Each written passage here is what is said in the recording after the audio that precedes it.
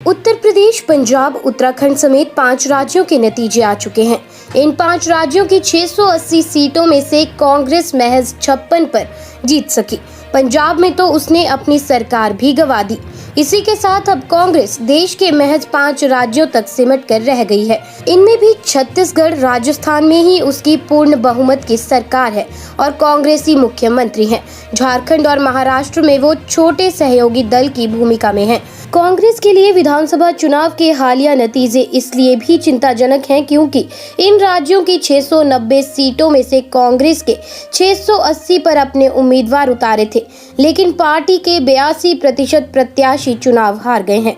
वैसे 2014 के लोकसभा चुनाव के बाद से ही कांग्रेस का ग्राफ लगातार गिरता जा रहा है। 2014 के लोकसभा चुनाव में कांग्रेस महज 44 सीटें ही जीत पाई थी। उसके बाद से अब तक 9 साल में 50 विधानसभा चुनाव हो चुके हैं। इनमें 11 राज्यों में कांग्रेस जीती भी, लेकिन कई राज्यों में बगावत के चलते पार्टी को सत्ता गंवानी भी पड़ी। मध्य प्रदेश इसका बहुत बड़ा उदाहरण है। 2018 में कांग्रेस ने सरकार बनाई, लेकिन 1.5 साल में ही ज्योतिरादित्य सिंधिया के साथ कांग्रेस के कई विधायक बीजेपी में आ गए और कमलनाथ सरकार भी गिर गई। ऐसा ही कर्नाटक में भी हुआ और अरुणाचल में भी। 2014 में 8 राज्यों में विधानसभा चुनाव हुए। इनमें आंध्र प्रदेश, अरुणाचल प्रदेश, हरियाणा, जम्मू कश्मीर, झारखंड, महाराष्ट्र, ओडिशा और सिक्किम शामिल हैं। इन 8 राज्यों में से अरुणाचल में कांग्रेस सरकार बना सकी। यहाँ की 60 में से 42 सीटों पर पार्टी ने जीत दर्ज की, लेकिन जुलाई 2016 में सीएम पेमा खांडू समेत 33 विधायक पाला बदल कर बीजेपी में आ गए और राज्य की सत्ता बीजेपी के पास चली गई। 2015 में बिहार और दिल्ली में विधानसभा चुनाव हुए।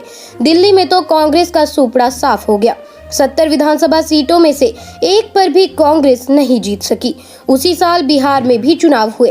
कांग्रेस ने आरजेडी और जेडीयू के साथ गठबंधन कर 41 सीटों पर चुनाव लड़ा। 27 सीटें जीती भी। महागठबंधन की सरकार बनी, लेकिन जुलाई 2017 में नीतीश कुमार की जेडीयू ने गठबंधन तोड़ दिया और बीजेपी के साथ मिलकर सरकार बना ली।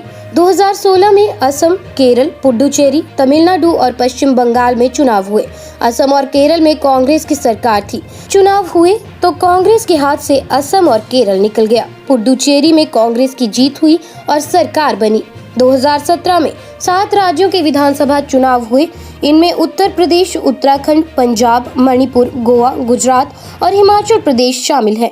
कांग्रेस ने हिमाचल और मणिपुर में सत्ता गंवा दी। गोवा में सबसे बड़ी पार्टी होने के बावजूद वो सरकार नहीं बना सकी। सिर्फ पंजाब में कांग्रेस जीत सकी। उस चुनाव में कांग्रेस ने पंजाब की 117 में से 77 सीटों पर कब्जा किया। 2018 में मार्च में त्रिपुरा, नागालैंड, मिजोरम और मेघालय में चुनाव हुए। कांग्रेस एक भी राज्य में जीत नहीं सकी। मई में कर्नाटक में चुनाव हुए, जहां जनता दल सेक्युलर के साथ मिलकर सरकार बनाई गई, लेकिन बगावत के कारण साल भर में ही सरकार गिर गई और बीजेपी सत्ता में आ गई। दिसंबर में मध्य प्रदेश, छत्तीसगढ़, राजस्थान और तेलंगाना में चुनाव हुए। तेलंगाना छोड़कर तीनों राज्यों में कांग्रेस की सरकार बनी, लेकिन मध्य प्रदेश में 13 महीने में ही बगावत के कारण कांग्रेस की सरकार गिर गई। इसी साल लोकसभा चुनाव भी हुए, जिसमें कांग्रेस 52 सीट ही जीत सकी। लोकसभा के अलावा 7 राज्यों आंध्र प्रदेश, अरुणाचल, हरियाणा, झारखंड, महाराष्ट्र, ओडिशा और सिक्किम में विधानसभा चुनाव हुए। 7 में से 5 में कांग्रेस नहीं जीत सकी। झारखंड और महाराष्ट्र में कांग्रेस ने सरकार को समर्थन दिया। झारखंड में झारखंड मुक्ति मोर्चा के साथ तो महाराष्ट्र में शिवसेना और एनसीपी के साथ मिलकर सरकार में है। इस साल दिल्ली और बिहार में चुनाव हुए। लगातार दूसरी बार दिल्ली में कांग्रेस एक भी सीट नहीं जीत सकी। 70 में से 63 सीटों पर उसकी जमानत जब्त हो गई।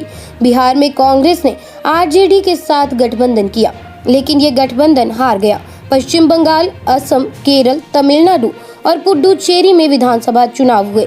4 राज्यों में कांग्रेस हार गई। बंगाल में तो पार्टी को एक भी सीट नहीं मिली।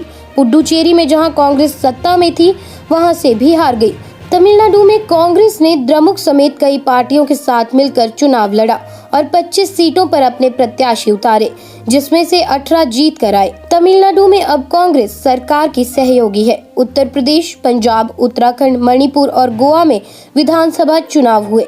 1985 के बाद पहली बार था जब कांग्रेस यूपी की सभी सीटों पर उतरी, लेकिन मात्र 2 ही सीटें जीत सकी। बाकी सभी राज्यों में भी कांग्रेस की हालत खराब ही रही।